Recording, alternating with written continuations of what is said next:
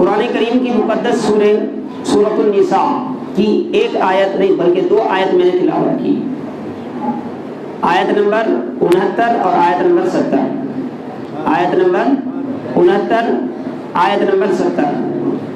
اگر اس پر کوئی عمل کر لیتا ہے تو وہ 72 میں شامل نہیں ہوتا۔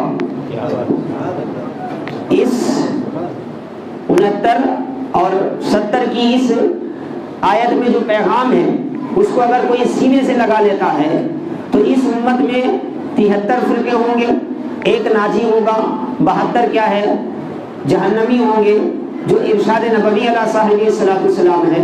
اس 72 فرقے سے، اس 72 کی گمراہیوں سے اگر بچنا ہے تو ان 69 اور 70 کا جو پیغام ہے سورۃ النساء کا، اس کو سمجھنے کی بھی ضرورت ہے اور اس کو اپنانے کی بھی ضرورت ہے۔ اس کو سمجھنے کی بھی ضرورت ہے، اس کو اپنانے کی بھی ضرورت ہے۔ اور حاضرین محترم عزیزان گرامی، اللہ تبارک و تعالیٰ نے قرآن کریم کی اس آیت کو کب نازل فرمایا، اس کا شان نزول بیان کرتے ہوئے میں اس کے مضمون کو آپ کے سامنے عرض کروں۔ تقریباً مفسرین نے ذکر فرمایا، بعض نے بغیر اس کا جو مین مرکزی کردار ہے ان کا نام ذکر کیے بغیر مطلقاً ذکر کیا، بعض نے نام بھی ذکر کیا، جیسے امام طبرانی وغیرہ ہے، حضرت عائشہ صدیقہ رضی اللہ عنہ سے اسی مضمون کو ذکر کرتے ہیں، اور ان کے علاوہ دیگر مفسرین نے بھی ذکر فرمایا۔ مفسرین نے ائمہ تفسیر میں علامہ قرطبی، ابن کثیر وغیرہ نے جن کا نام ذکر کیا، میں حصول برکت کے لیے ان کے نام کے حوالے سے اس کا پس منظر میں بیان کرتا ہوں۔ حضرت ثوبان رضی اللہ تعالیٰ عنہ صحابی رسول ہیں۔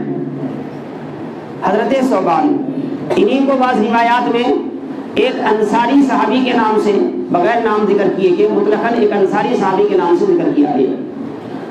حضرت ثوبان رضی اللہ تعالیٰ عنہ ایک مرتبہ رسول اللہ صلی اللہ علیہ وسلم کی بارگاہ میں آئے، آپ کے چہرے کا رنگ اڑا ہوا تھا، کچھ بے چینی تھی جو چہرے سے محسوس ہو رہی تھی، کوئی اضطراب تھا حضرت ثوبان رضی اللہ عنہ کا جو چہرے سے عیاں تھا، اور مصطفیٰ جان رحمت صلی اللہ علیہ وسلم کی محفل میں آئے تھے، اور آقا علیہ السلام کی ذات گرامی تو وہ ہے جنہوں نے یہ فرمایا، بخاری کی روایت ہے، آقا نے فرمایا لوگوں نہ تمہارا رکوع مجھ سے پوشیدہ ہوتا ہے، نہ تمہارا خشوع دل کا مجھ سے پوشیدہ ہوتا ہے۔ وہ مصطفیٰ سے اپنے اس خادم کی اس بے چینی کی وجہ کیسے پوشیدہ ہو سکتی ہے؟ لیکن رسول اللہ صلی اللہ علیہ وسلم امت کو سمجھانا چاہتے تھے کہ صحابہ کا فکر و گمان کیا ہے، صحابہ کا نظر کیا، صحابہ کی نظر کیا ہے، صحابہ سوچتے کیا ہے۔ آپ نے پوچھا حضرت ثوبان سے کہ کیوں، کیا وجہ ہے، کیوں پریشان ہو؟ تو حضرت ثوبان رضی اللہ تعالیٰ عنہ نے فرمایا، یا رسول اللہ،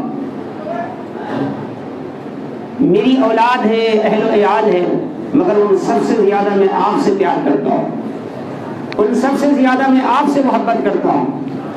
میں آپ کی مجلسوں میں آتا ہوں تو بڑا چین ملتا ہے، آپ کو دیکھتا ہوں تو دل کو بڑی مسرت حاصل ہوتی ہے، بڑی خوشی حاصل ہوتی ہے۔ جب یہاں سے اٹھ کر جاتا ہوں، اپنے گھر والوں میں جاتا ہوں، اپنے دوست و احباب میں جاتا ہوں، تو حاضرین محترم عزیزان گرامی، حضرت ثوبان فرماتے ہیں میں بے چین ہو جاتا ہوں، میں پریشان ہو جاتا ہوں، پھر چین حاصل کرنے کے لیے اے آقا آپ کی بارگاہ میں آتا ہوں، پھر آپ کو دیکھتا ہوں تو چین مل جاتا ہے، پھر آپ کو دیکھتا ہوں تو چین مل جاتا ہے، آپ کو دیکھتا ہوں تو چین مل جاتا ہے۔ اسی پر ایک بات حضرت عارف باللہ، عاشق رسول اللہ، امام اہل سنت، امام انور اللہ فاروقی رحمۃ اللہ علیہ کی مجھے یاد آئی انوار احمدی سے۔ آپ نے فرمایا الا بذکر اللہ تطمئن القلوب کی تفسیر میں اللہ ہی کی ذکر سے کیا ہے دلوں کو قرار ملتا ہے، چین ملتا ہے۔ اس کے ذکر کے حوالے سے آپ فرماتے ہیں، امام مجاہد سے ایک روایت یہ بھی ہے کہ اللہ کے ذکر سے جو برکت حاصل ہوتی ہے اس میں یہ بات بھی شامل ہے بذکر محمد و اصحابہ، نبی کا بھی ذکر کرو، ان کے اصحاب کا بھی ذکر کرو، اس سے بھی دل کو چین ملتا ہے، اس سے بھی دل کو چین ملتا ہے۔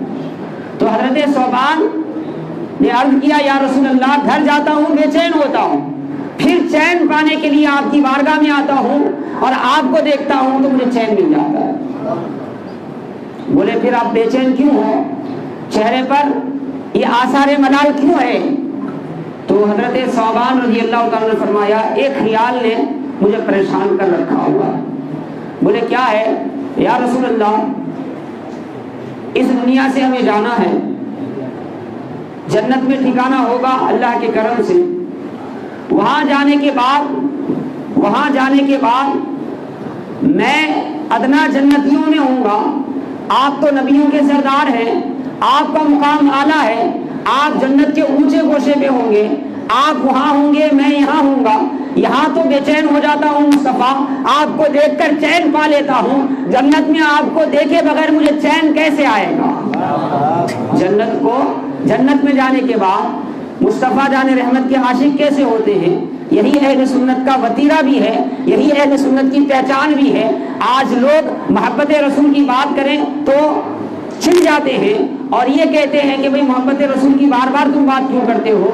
अरे नादानो, मोहब्बत रसूल ही वो ताकत है, अगर वो दिलों में पैदा हो जाती है तो फिर सारे आमाल करना आसान हो जाता है, सारे आमाल करना आसान हो जाता है। जन्नत एक ऐसा मकाम है जहाँ ऐसी ऐसी नेमतें, हदीस पाक में आता है, अल्लाह ने सालिहीन के लिए, नेक बंदों के लिए उस मकाम को तैयार किया है। माला ऐनुन रअत वला उज़ुन समिअत वला क़तरा अला क़ल्बि बशरिन। सही मुस्लिम की रिवायत है, मेरे आका ने फरमाया वहाँ ऐसी नेमतें हैं, किसी आंख ने उसे देखा नहीं, किसी कान ने उसके बारे में सुना नहीं, ना किसी बशर के दिल में क्या है उसका ख्याल भी गुजरा होगा।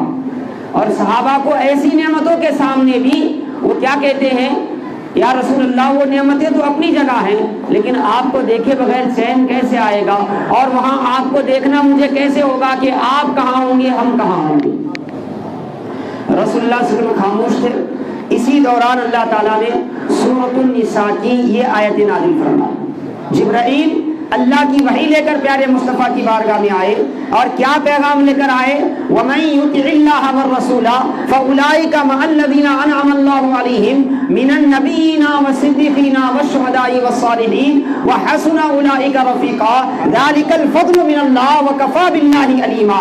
अल्लाह के रसूल सल्लल्लाहु अलैहि वसल्लम पर ये आयत नाज़िल हुई कि ऐ मुस्तफ़ा, सौबान ने तो पूछा है, हमने पूछने लगा दिया है, सुबह क़यामत तक ऐसे सौबान जितने भी पैदा होते रहेंगे जो आपकी मोहब्बत में तलब कर ये सवाल उनके दिल में पैदा होगा, उन सब को हम आपकी तरफ से मुस्तफा सूरह निसा में अल्लाह जवाब देता है। क्या जवाब देता है? जो अल्लाह की इताअत करे, जो रसूल की इताअत करे, फउलाइका मअल्लज़ीना अनअम अल्लाहु अलैहिम मिनन नबिय्यीन, यही वो लोग हैं जो उन लोगों के साथ होंगे जिन पर अल्लाह ने इनाम किया। फिर बोले वो कौन है? नबी हैं, सिद्दीक हैं, शुहदा हैं, सालिहीन हैं। व हसुना उलाइका रफ़ीक़ा। रुफ़क़ाए जमात नाम सुने होंगे आप, हमारे जमात के रफ़ीक, हमारे जमात के साथी। अल्लाह फरमाता है दुनिया में बहुत सी जमातें और उसके रुफ़क़ा मिलेंगे, मगर कुरान में जिस जमात की बात की गई है अल्लाह फरमाता है वह हसना उलाइका रफ़ीक़ा। अगर रफ़ाकत अगर पकड़ना है तो इनकी पकड़ो, इनसे बेहतर किसी की रफ़ाकत नहीं है। तुम रफ़ाकत में आना चाहते हो, सोहबत में आना चाहते हो, हम नशीनी इख्तियार करना चाहते हो तो नबियों की हम नशीनी इख्तियार करो, सिद्दीक़ों की हम नशीनी इख्तियार करो, शुहदा की हम नशीनी इख्तियार करो, सालिहीन की हम नशीनी इख्तियार करो। कुरान ने ये पैगाम दिया। फिर उसके बाद फरमाया ज़ालिकल फ़ज़्लु मिनल्लाह व कफ़ा बिल्लाहि अलीमा। और जिन्हें इनकी हमनशीनी नसीब हो गई, ये अल्लाह के फजल के फैसले हैं, ये अल्लाह के फजल का मामला है। आज लोग हम पर जलते हैं कि तुम क्यों पीराने पीर से वाबस्ता हो, तुम क्यों गरीबन नवाज से वाबस्ता हो, तुम क्यों मौलाए कायनात से वाबस्ता हो। अल्लाह फरमाता है नादानो, ये वाबस्ता कहाँ है? अल्लाह ने वाबस्ता रखा है, ये अल्लाह के फजल का फैसला है, ये अल्लाह के फजल का इनाम है। ज़ालिकल फ़ज़्लु मिनल्लाह व कफ़ा बिल्लाहि अलीमा। और जानने के एतबार से अल्लाह का इल्म काफी है। तुम्हें तो कुछ भी नहीं मालूम, तुम्हें अल्लाह ने जो दिया इल्म का मामूली हिस्सा दिया है। ए इंसानो मा ऊतीतु मिनल इल्मी इल्ला कलीला, तुम्हें तो मामूली इल्म दिया है। खूब इल्म वाला खूब जानता है कि अल्लाह अपने महबूबों के साथ इंसानों को क्यों जोड़ता है। ये आयत शरीफा कब नाजिल हुई? जब हजरत सौबान रज़ी अल्लाह तआला ने अपने इश्क की दास्तान खोली तो अल्लाह ने सुबह क़यामत तक आने वालों को समझा दिया परेशान होने की ज़रूरत नहीं है। क्यों ज़रूरत नहीं है? बोले इसलिए कि अगर तुम عشق مصطفیٰ میں ڈوبے ہوئے ہو، اطاعت رسول میں جمے ہوئے ہو، ادب مصطفیٰ میں جمے ہوئے ہو، تو تمہیں اللہ تبارک و تعالیٰ ضرور بضرور تمہارے مصطفیٰ جان رحمت کے ساتھ رکھے گا۔